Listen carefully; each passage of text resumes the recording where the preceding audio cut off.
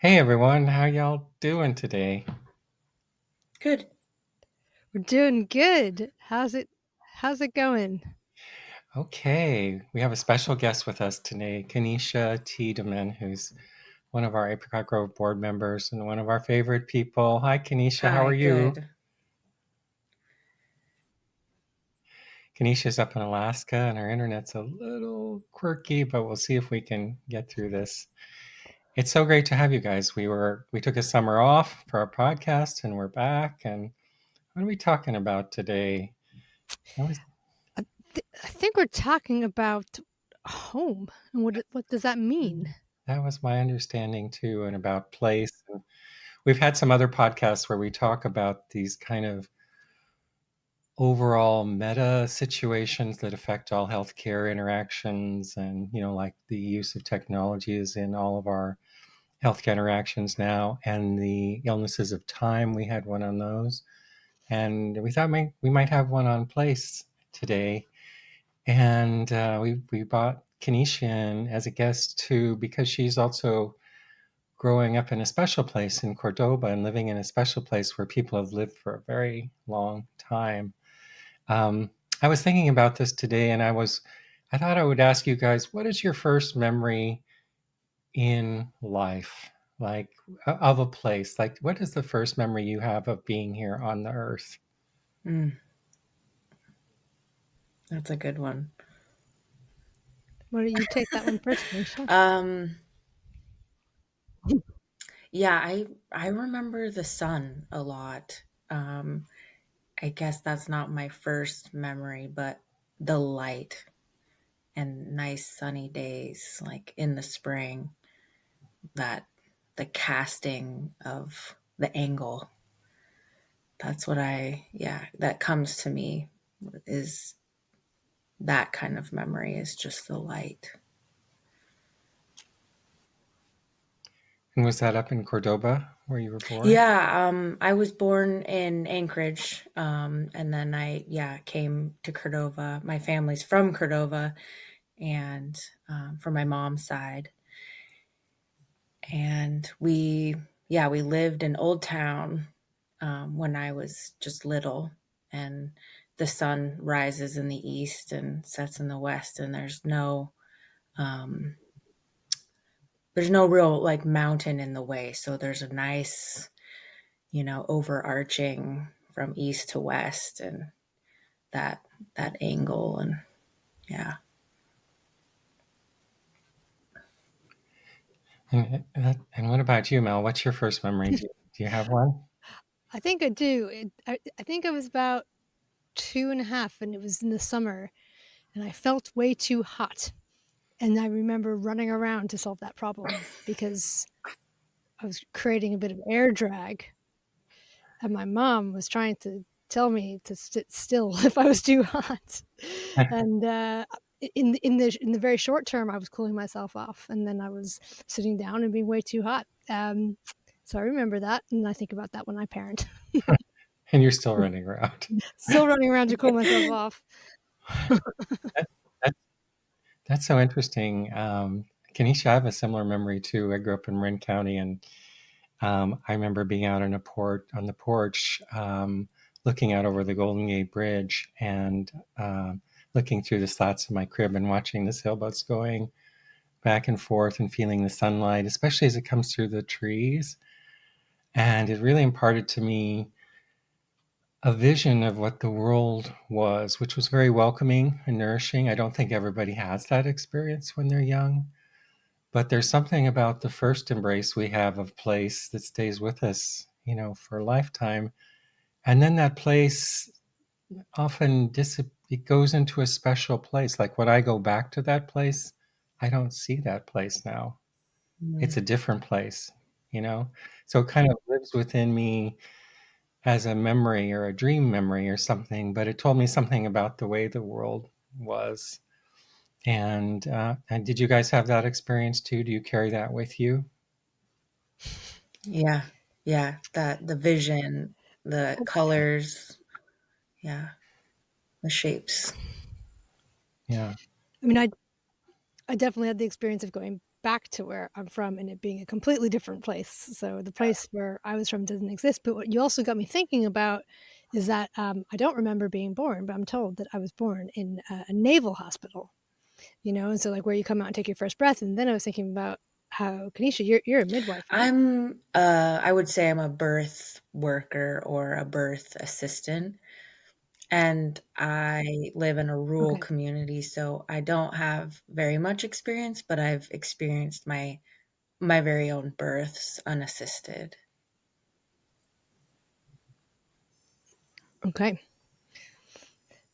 There's this idea in the, when we look at the Bada charts, this medical astrology, that when you take your first breath, it imprints on you a belief about the way the world is that stays with you for the rest of your life, unless you change that. Why would we be talking about the place, though, as something that's in all of our medical encounters or running through the threads of things? When when we look at the idea of the body as a plant, or that the plants and bodies are formed on the same natural patterns, that means plants are also of a place. They're indigenous in a certain way, which means born of a place.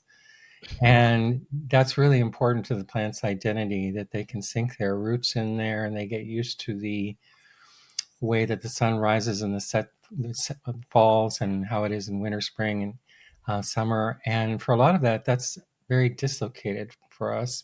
But then there's also this other conversation about that the place we've been rooted in seems to be leaving in some ways, or that we seem to be, it's under threat at the moment, however we see that, and how that shapes all of our experiences. Um, but Kanisha, I'm interested in hearing more about your experience, because you grew up in what we would consider a traditional culture. What is a traditional culture? And I was wondering what your experience is of place. You live in this beautiful place with rivers and mountains. And what is your sense of place where you come from? Yep, good, very good, good question. So for me, growing up, I felt that uh, the sun and the light was a big part of me, and the earth was a big part. I felt a deep connection, and I still do feel that deep connection. The place that I live it's like directional. It has the ocean on one side, a beautiful lake, and then this vast river um, that nourishes migratory birds and the best salmon in the world, Copper River. And so direction and compass comes to my mind because I can go in four directions from Cordova. And these roads, they go really just to nature. There's no another there. We don't have a connection to another community. It's just a road, that goes 6 miles there, 6 miles there, and then we used to have a 52-mile road um, that was part of a railroad at one point, and that went up to another community back in the early 1900s. But place feels like connection and um, being able to access the lake and the ocean and the river and moving between those places.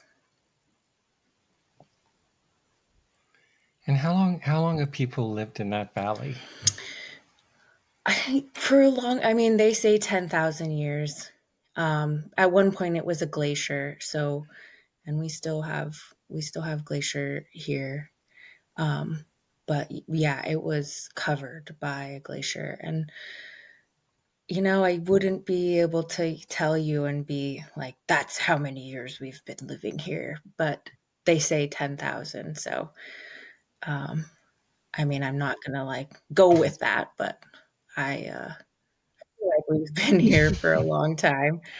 And I think, well, ancient civilizations are my jam. I really appreciate their views on, yeah. I remember I was when I was in high school, I was an exchange student on the Zuni reservation, and Zuni's in New Mexico, and Zuni is in the middle of a flat place, but it's actually on a hill.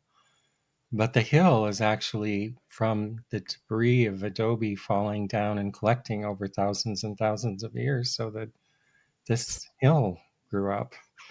And they have the Anasazi people there that have been there forever. They were there forever.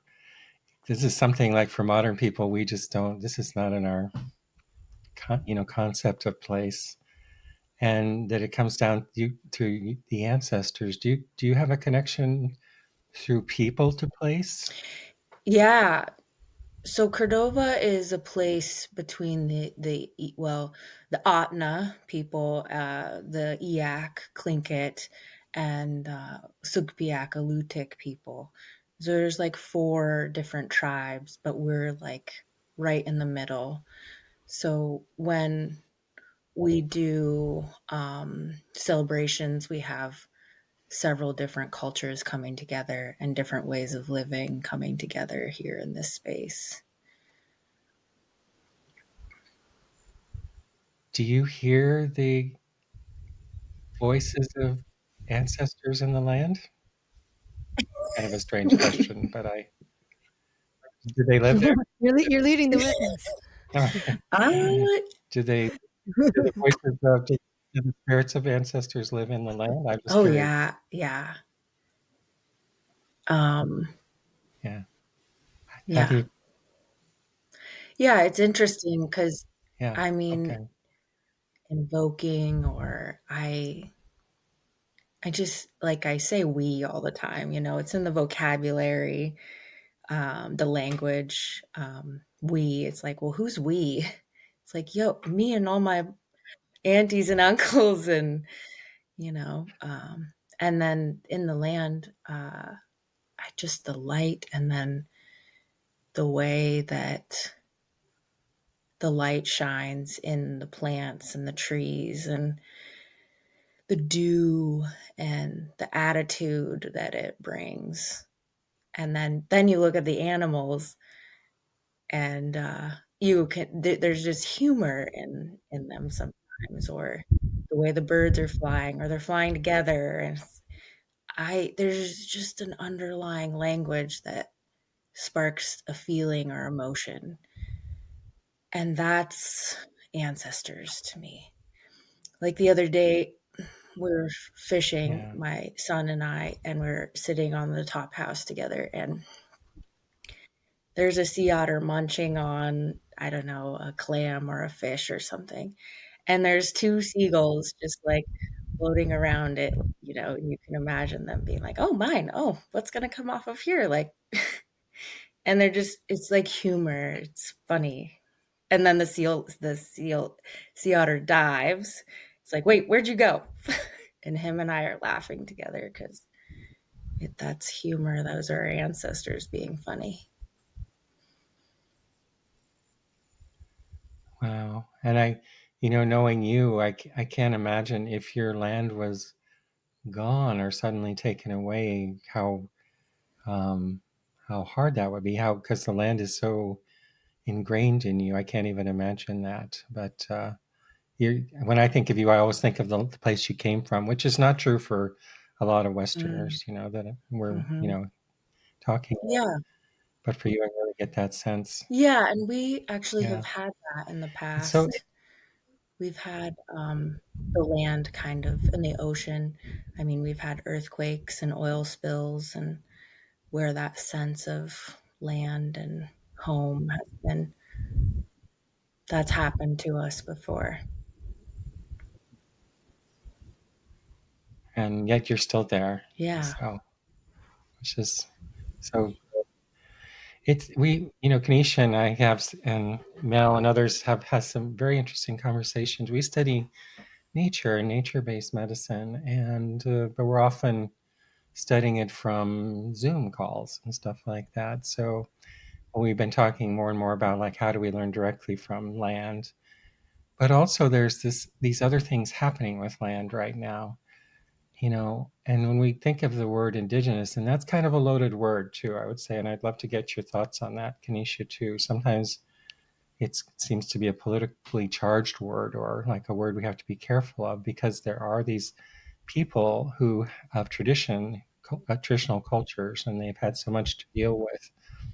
And yet indigenous means born of a place, and so also it's true for all of us in a certain way.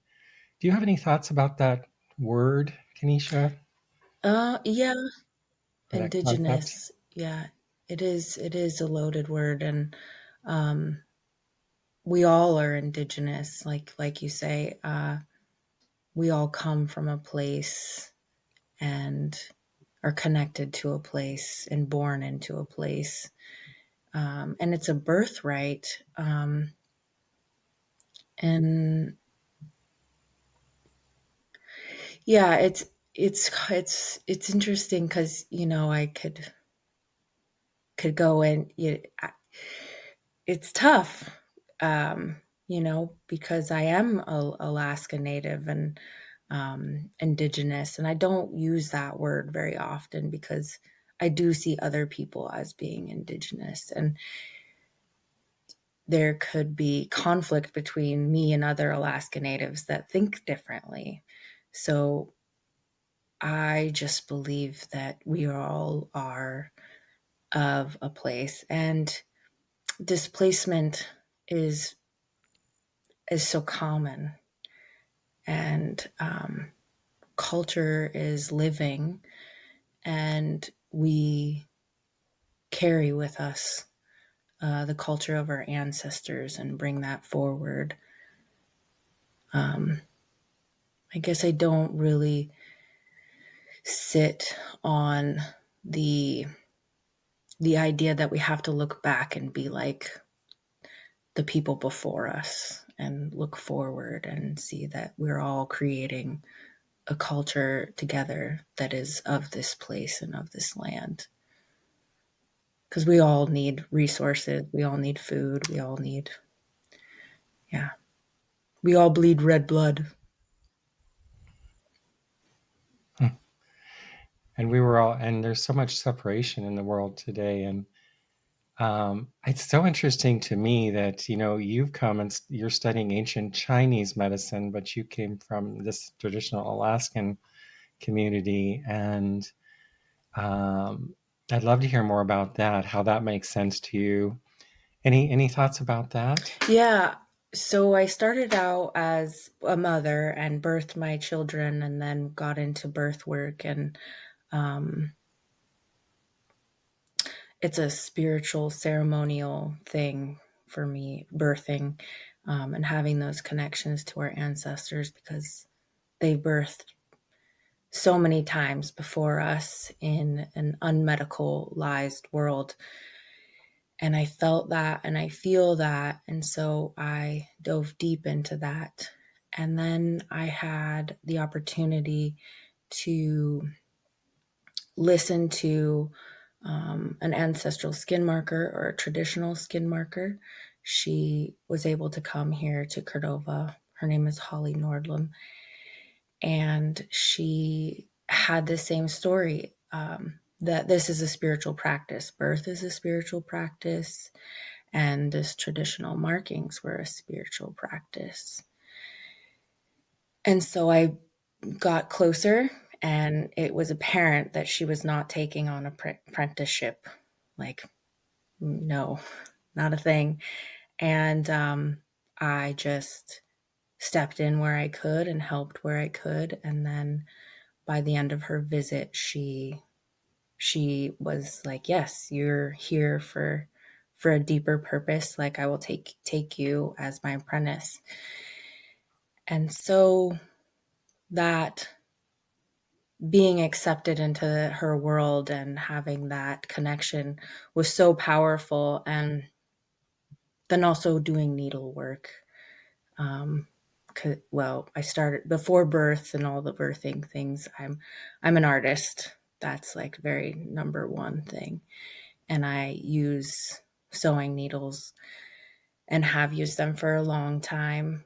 And so needles kept coming in, and then nature kept coming in, and needling the body kept coming in for me. And so I was like, there's more. There's more that I can learn from these connections that like I would wake up thinking about, like couldn't get out of my mind. So I started searching, and I found Neijing nature-based medicine, and then I, thinking about the land bridge and the Chinese people traveling over that bridge and coming into Alaska and settling, and over years and years of practice, and then looking at different tribes of Alaska and the way they tattooed and where they tattooed on the body and what they meant to the people and what they mean now. Yeah, just a deep dive. So does it when we read the ancient Chinese text, does it seem foreign to you or like familiar or recognizable? Um, that's hard because language is very interesting. I I feel like that it is very nature based, so it feels universal. And we have lost our language. We don't, a lot of people don't know our language anymore. So having a space like the Neijing to go to and have that connection to nature, I feel like it's very familiar.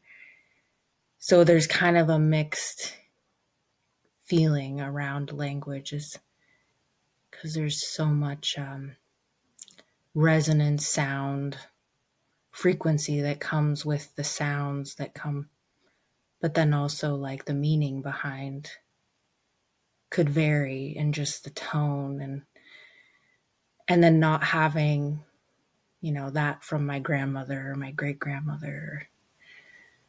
Like there's kind of like a disconnect, but learning from the Neijing, it's like this is it. This is nature, and it feels good. Yeah. Mel, you have any wisdom to throw at us here?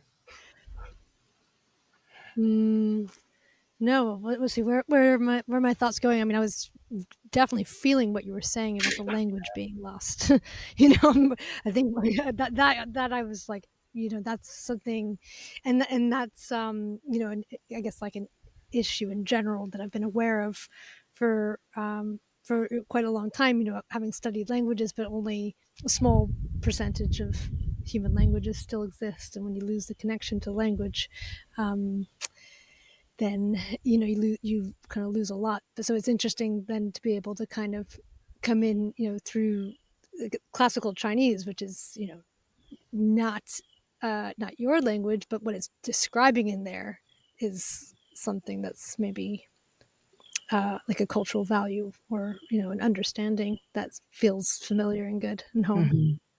And it's interesting, like in pictographic language, like Chinese, ancient Chinese versus the phonetic language, we're looking at pictures of nature. Like, so we're seeing the sun, we're seeing the river, we're seeing the mountain, which is something in our shared humanity, that we can rebuild from.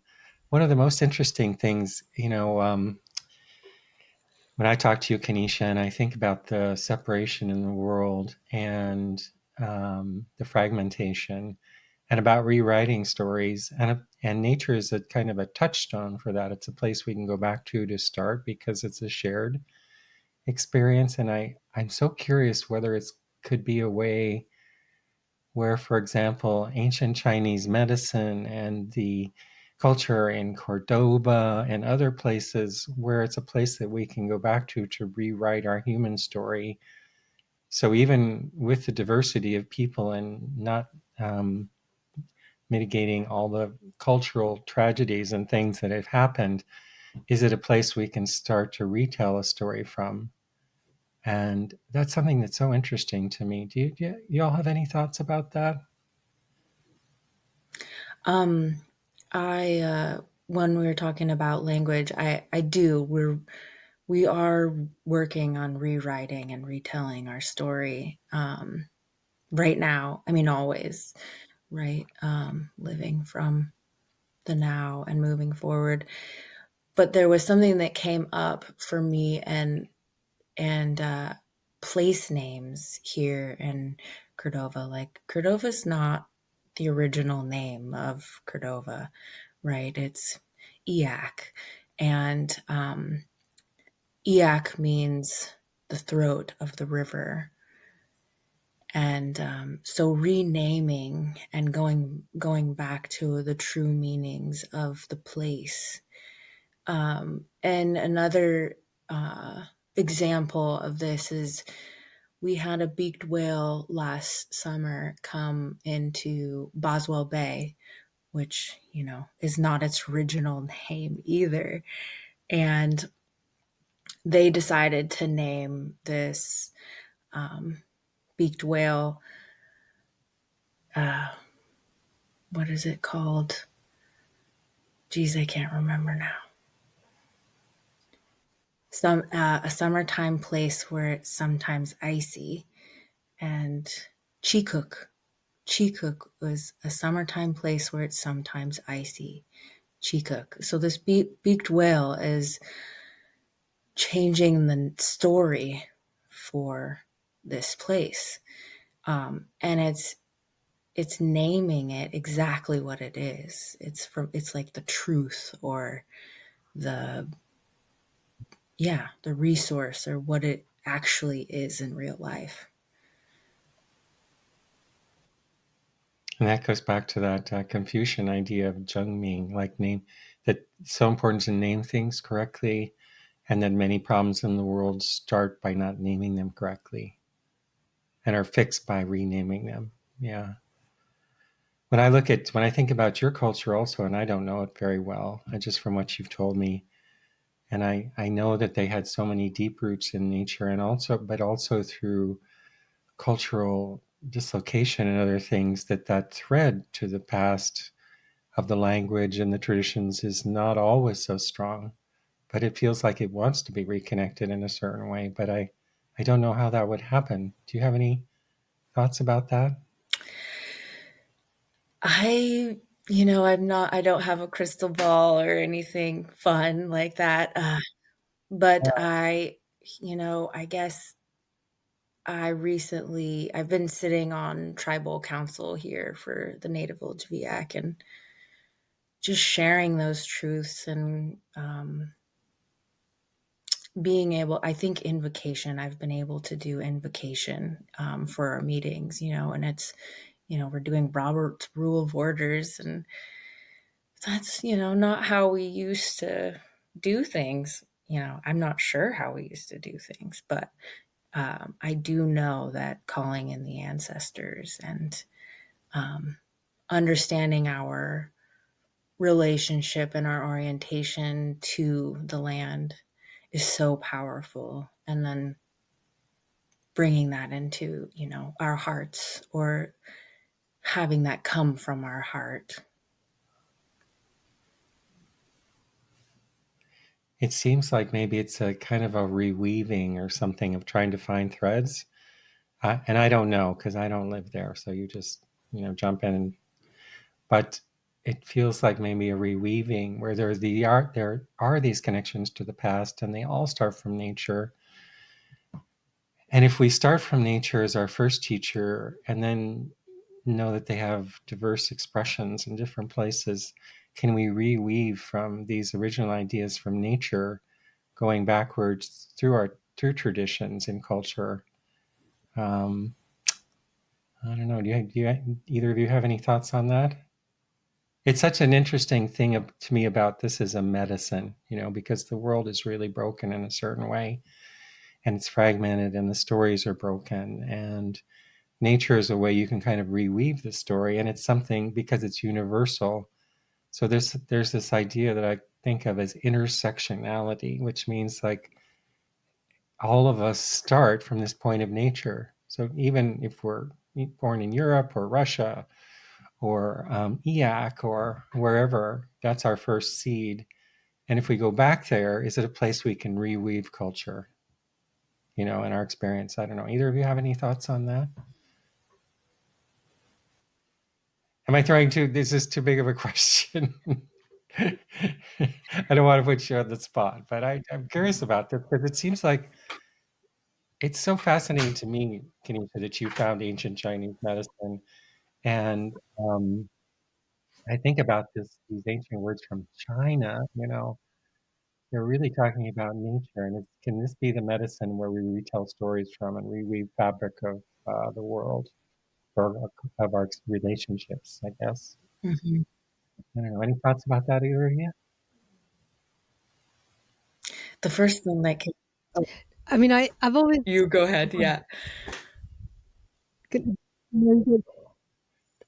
no, I was just gonna say that I've always been quite interested when you can spot commonalities and common themes amongst stories from faraway places, because then it feels like you're tapping into something that is, universally human, and the individual cultures are very important, and the language is very important. I believe that one way to rejoin threads is through language. Like if there's such a thing as a video archive, for example, from that area that might contain, recordings, or not even, or audio or archive contain recordings of people, native people speaking, and then I have a good friend, for example, who's originally from Ireland, and I know a lot of people, like her, are starting to take Gaelic lessons. Because I think that uh, forcing the kind of colonizing language on people is actually a tool to help, to help homogenize things and help people forget home. And so one way to bring it back is to relearn it. And I think it's really challenging, that we're meant to learn language really without trying, that we just hear it. And so when it's not the dominant language and you're not hearing it all the time, it's like you're kind of swimming upstream. But it does feel, anytime I've learned a language, you end up like learning. It's not just words. It's like it's the insights of the people who are speaking it. And all the times, I'm obviously a native English speaker, and all the times you learn another language, you're like, we don't have a word for that. So therefore, I've never really had that thought before, So it's a way to kind of connect to new thoughts and new ideas and new realities. Hmm. Yeah. Mhm. And it makes you see the world in a completely different way. That's the value of language. Yeah, one of them. Any thoughts about that, Yeah. Kanisha? About the idea of being Well, embodiment was the word that came up for me, and then, Mel, I know that you love neurology, and I just think about the tone and the texture and the sounds and the resonance and all the things that come with those words and how they reverberate, the resonance that comes from that sound coming from your body changes like the cellular frequency, and it's like calling it in and radiating it out, kind of, in that sense. and we know that sound resonance creates forms. I mean that's how that idea of resonance creating form is really central for us. But when I was thinking about the kind of theme for this conversation, because I am a bit of a neuro nerd. The idea that really came to me as well, aside from the cultural significance piece, which is very important, is actually the neurological piece, which is that the way a human is at home on the earth is through their vestibular system. And in my studies over the last few months, I'm seeing how ubiquitous it is to people for people to not have well functioning vestibular systems. And so the vestibular system is the system through which we sense gravity. But I don't know. I would say probably most people now are born with one that is not well calibrated. And when we so like on the theme of how kids develop and that sort of thing, a lot of the issues that we see is like funky behavior, special needs, is a kid who's not fully on earth yet. And I was one of those kids. So when I was thinking about home, it's like, for me, it's like landing in my body, maybe for the first time, and that and so is one thing is like to be of the land and to have, I would say, modern people, I don't think have any idea what it means to have like generational connection to the land, where the people who are around you know the land so well that there's just things that you never even have to think about or that you'll know by the time you're 5, about this place. But I would also say that if you're in a body where the vestibular system is not well calibrated, and so you don't uh, your organism doesn't fully know that it's on Earth, you're not even fully experiencing that, So there's kind of like the layers of problems. So I didn't want to kind of jump the conversation too quickly there because that's kind of my special interest, but it's also I think relevant uh, in this time as that issue becomes more and more prevalent. Unless it's severe and obvious, it's a fairly invisible issue. So I'd say probably almost over 90% of people who have this issue probably don't realize it. They couldn't. It's the water they're swimming in, and so people don't realize it. So that's a kind of another aspect of the human experience, as it relates to being is home. You know, are you fully here? Are you fully Mm. incarnated? And if we go to that thing called place and ask where most people are, where's the place most people live now? It's in a world that doesn't really exist. It's in a screen. Mhm. Mm. And so the world, like this, actual world is a secondary world for a lot of people. And the other world is, created in a server farm, and it doesn't include that scrambling around in a mountain and feeling the sun, all those things that are so vital for us. And that's a real problem. That's what I mean, like a meta problem that's in every clinical encounter we see right now. Mm. Live in a make believe world in a certain way. What does that mean for your Mm. life? I don't know. I was recently thinking about that because Kanisha, you were just describing like the light, and it's like your surroundings are your compass, and they're kind of inside of you, and they're in your environment. And we actually have neurons in our brain called place cells that help us kind of orient and know which way is east. But you can really mess it up by looking at a screen, if you're kind of facing, I don't know, whichever direction is not east, and you're kind of looking at a sunrise, then your brain gets confused. Um, so so that's it's a kind of another like level of it that the light is so important for knowing where we are, and especially if you live somewhere where that is, it's kind of just so there's so much good contrast to like really let you know, and then juxtapose that to people looking at screens, that's also messing up their sense of place inside their brain and outside of their brain. And also their sense of time, because we talk about phones, they don't have any time rhythm. But like if you live in a place like in Cordoba, possibly, or other places, you're always aware of the time because of the way the light is shifting. And oh, now the light's hitting that mountain, and that means it's like 4 o'clock in the afternoon in springtime. And so you have this constant reference to time, which you don't have in screens either. Like you can be looking at like the beach and 3 o'clock in the morning, with the sun, Mm. and it just doesn't have any rhythm that way. It's been interesting, for for me. We've moved somewhere just about 1 year ago, so I'm in a place that I'm not from and that I'm not indigenous to, but feeling much more at home here. And I've been almost excited for there to be a full year so I could experience the change in light and be like, "What's the deal here?" Because we're in the woods, and in the summer, it's actually pretty dark because it's so shaded, and then once it gets cooler and the leaves drop, it'll actually be a lot lighter, and that's kind of weird to me, but also kind of cool and interesting. So I've been kind of just like, what's June gonna be like? What's July gonna be like? And just kind of waiting to kind of get a full pass to see what it's like here. Can you share any thoughts about that? I mean, you must have that experience, like you in your valley where you live, Yeah. I'm sure. Yeah, I think we've lived here in this place, a little outside of Cordova for 6 years, and, um, we hit the ground running when we built up this place, and, that is a huge thing that, when people ask me about building or, what was it like, and do you have any advice, and the first thing is always like, what's your orientation to the sun and how is it going to hit your space and how do you want it to be, the view, of course, and your garden if you're a gardener. And yeah. And then in Alaska, we have daylight for, it's in the sky.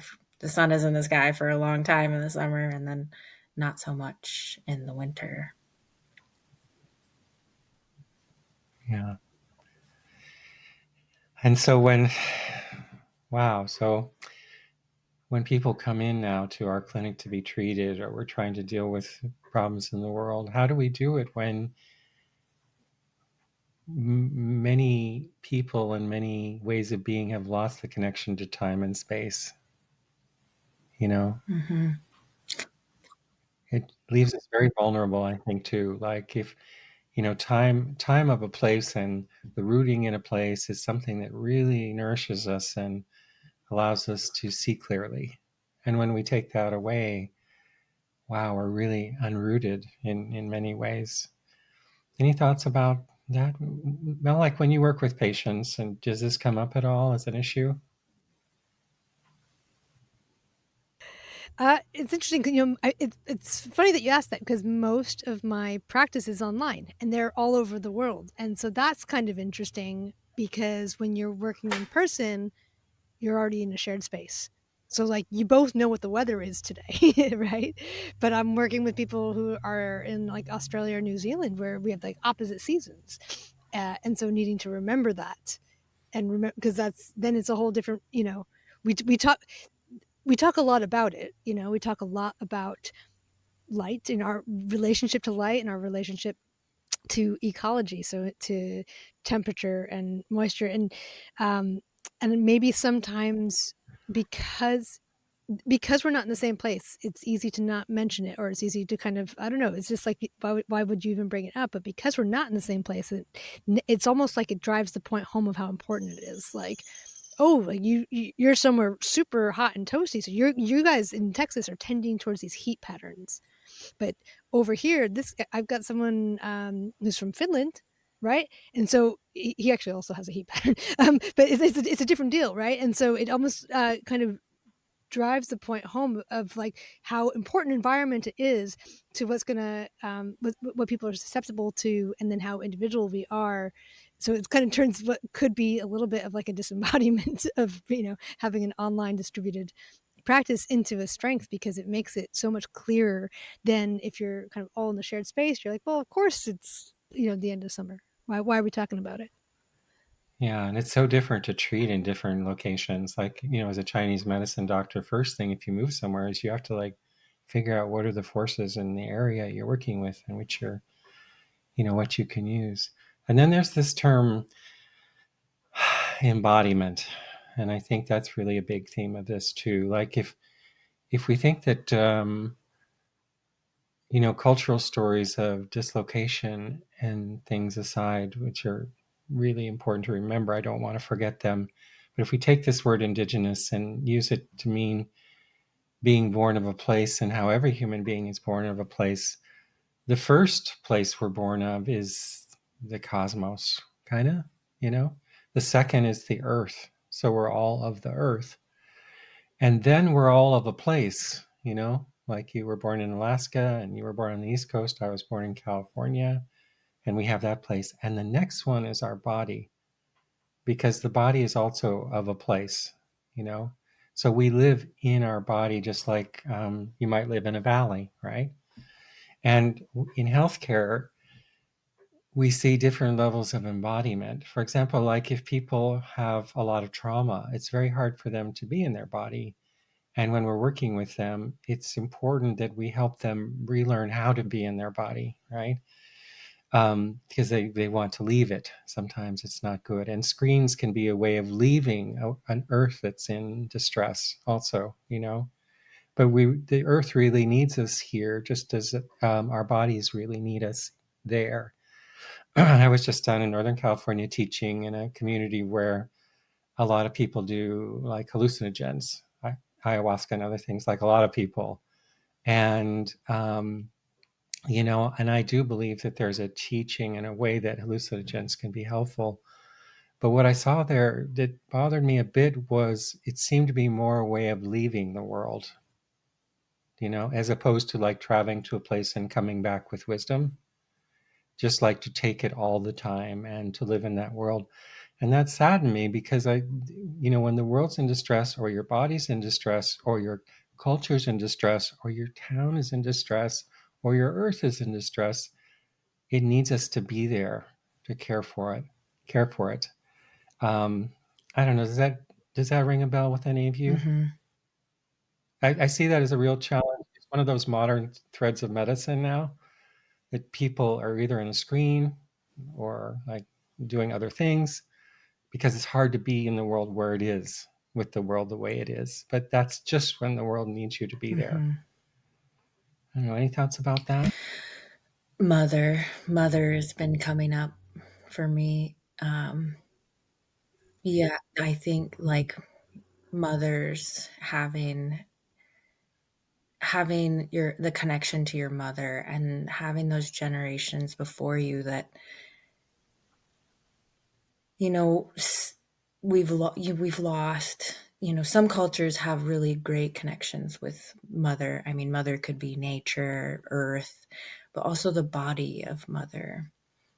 And we get so much mixed information out there that mothers start living outside of themselves while they're pregnant and nurturing their child. Um, and it's to me it's scary to live outside of myself, but I'm not perfect. um, but going into the medical system, um, and having my story stolen from me while birthing my child was and is still my biggest fear. um, so having that connection to the ancestors and nature, and that the body naturally breathes, um, and births us, and we're born into that natural cycle of breath and movement, um, and that imprinting, and the womb. There's that.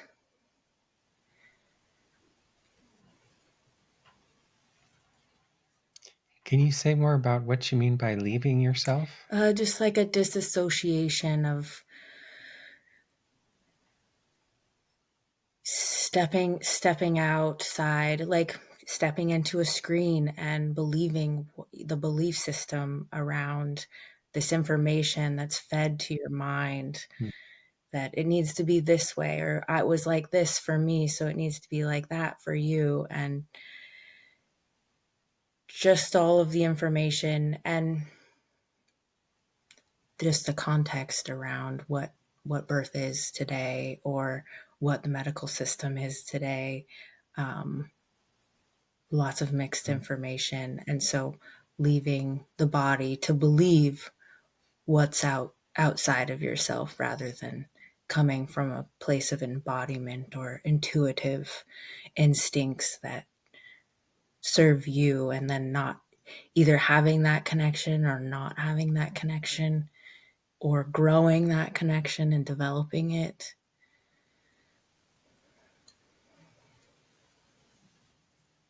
Because and in a real way, like what if you go into this screen or hallucinogens or whatever, if you leave the world in a certain way, or if the earth is under stress and you leave it, it is like leaving your mother in a certain way, in a real way. Mm-hmm. Yeah.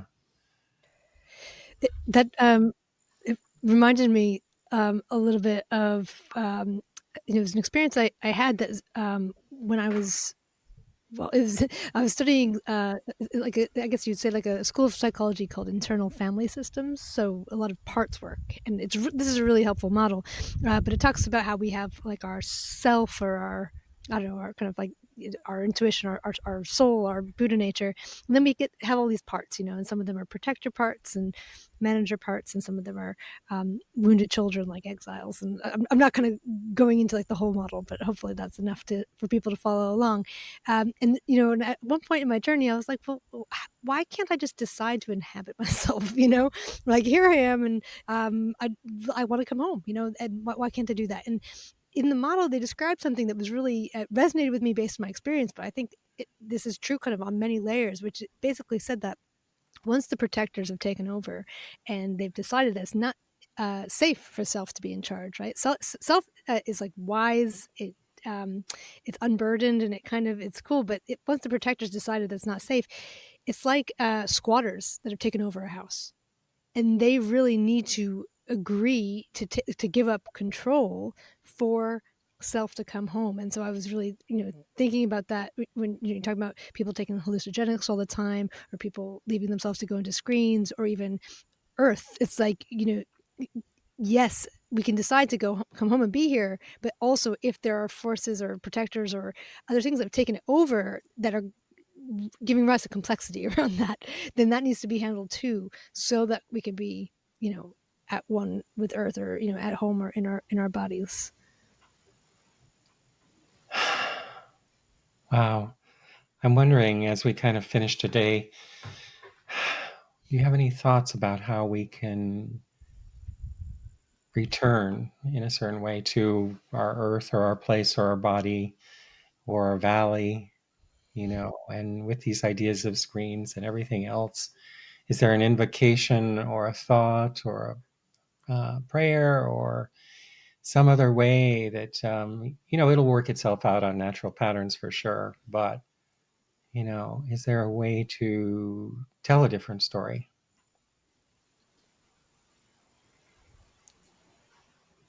Any thoughts about that? Yeah. If I ask you the big questions today, I'm sorry. Um, is that a question for me? Is Yeah. invocation like, No. no, I'm wondering, like, we live with all these people, and we're struggling right Mhm. now, and people are not nourished because you don't get nourished by a screen in the same way you're nourished by the sun and a place. And those are the things that fulfill us in so many ways, but we've kind of lost the thread a bit in some ways. So, is there any kind of thoughts or invocations or ideas we could put out at this time to help? Well, I want to hear what Kanisha has to say about this, but I'll give what comes to mind first and give you a little more time. That kind of going back to this internal family systems model, which I like because it's like a kind of meta model. It applies to a lot of things. Is in the case of kind of the protectors who've decided that it's not okay for you to be like happy and in the now and communing with nature, because you've got stuff to do, and like bad things are going to happen if you're not like being a control freak and that sort of thing. The one of the first steps is really to like listen to them and invite them to communicate with you and to understand where they're coming from, and also to understand that they're really trying to protect you, right? So it can maybe be easy to kind of look at the forces that keep us, or encourage us into disconnection and disassociation, and that sort of thing, and be like, well, that's the enemy and this is the problem, and we need to fight it. And there's a question of like, is there an opportunity here to understand where it's coming from, to listen to it, and that sort of thing, which also then I'm kind of maybe anticipating Ed's next question, like how do you do that with the screen? Well, you can't like understand where the screen's coming from. It's so maybe that's another reason to limit our interaction with it. Actually, I was talking to AI last night, and I was asking it. I asked it the question: "Do you actually care about humans and the outcome, and whether we live or die?" And then AI said, "Well, like I'm a thing, and I don't have that." And then it turned the question back to me, and it said, "Well, what about you? You study like ancient Chinese texts and like medicine." I was like, "How did you know that? Like, what do you think?" And I was like, "Oh my God, this is getting like pretty weird." Mm.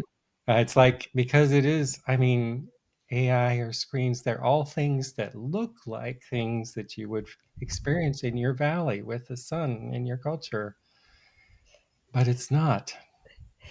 It's kinda like processed food. This has to do with home, I think. I grew up in the United States in the '80s, which is, like, the height of, the processed food and TV dinners and things, and when I traveled, and then I, discovered, what, bacon should look like, and what sausage should look and taste like, and what cheese should look and taste like, and I was like, people, where I'm from, don't actually know what the thing's supposed to look like, so they don't know that this isn't the thing, And and I, that's a little bit like, AI at the moment that, a lot of people don't really know what, a safe, respectful, reciprocal, connected relationship looks like. So, the AI one's looking pretty darn good, you know? it's So the processed food's interesting because processed food, you could just differentiate from real food is you could say it doesn't have a space or a time. Like when you get a bacon in a package, for example, you don't know where it came from and you don't know when it was packed. Versus mm, like if you grew up on a farm, like it came from your farm, mm. when it was made. I think this is a different way of saying the same thing. I was recently thinking, we could really talk about food as whether how much light it has in it and what the quality of the light is, Right? Because we're which eating is, sunlight. Yeah. yeah. Kanisha, any thoughts about this? About any words of wisdom about as we kind of finish today and where we are? And maybe we don't have all the answers, but we can offer a good thought or an Yeah. idea. Anything you want to say? Um, Asking good questions, and then, yeah, it's fun. It's fun listening and, just being a part of the conversation, and seeing different perspectives. Um, yeah, asking good questions and then having that, invitation is something that also came to my mind. Invitation for love, right? Because and that, our resources have spirits too, and part of that is light and sound and love and all of those lovely things that are nature based. It reminds me how we started this conversation about what our first memories were, and that feeling of the sun. Um, and really, there we're talking about what we would say in nature-based medicine, the animal body, like the world of like sensations and pleasure and distress and things, and how nature feels, and maybe that's a way back into this too, because being in a valley in the sun affects our animal body in a way that being in a screen showing us a picture of a valley in the sun doesn't do it in the same way, or AI being in love with us or something like that. So maybe our animal body is a way back through this, a way to walk back Mm-hmm. to. Yeah, like touch. Well, I think touch is a big one. And yeah. another thing that came up was, like parenting, and I'm expecting here in November, and just thinking about loving and holding and touching, and one of my favorite things to do when my children are in distress is hum in their right on their temple, and not say Oh, anything, just be there, just being, no expectation. so maybe that's lovely. Well, maybe these things can help us find a way back to our indigeneity, or being creatures of the earth and of a place and of a body. Yeah. And Kanisha, I'm looking so forward to coming to your community and meeting people there. And I love what you bring to this. So thanks so much for joining us today. Yeah, thank Mel, any final words of wisdom? No, I'm excited to hear that Kanisha's expecting. That's wonderful news. yeah, little Yeah, babes. that's very exciting. Yeah, well, thank you for having me. Yeah, yeah. All right. Well, until next time, everyone take care, and please turn your screen off and go out in the sun and roll around with your animal body and talk to an actual person. Sounds good to me. All right. See y'all later. Take care. Bye-bye.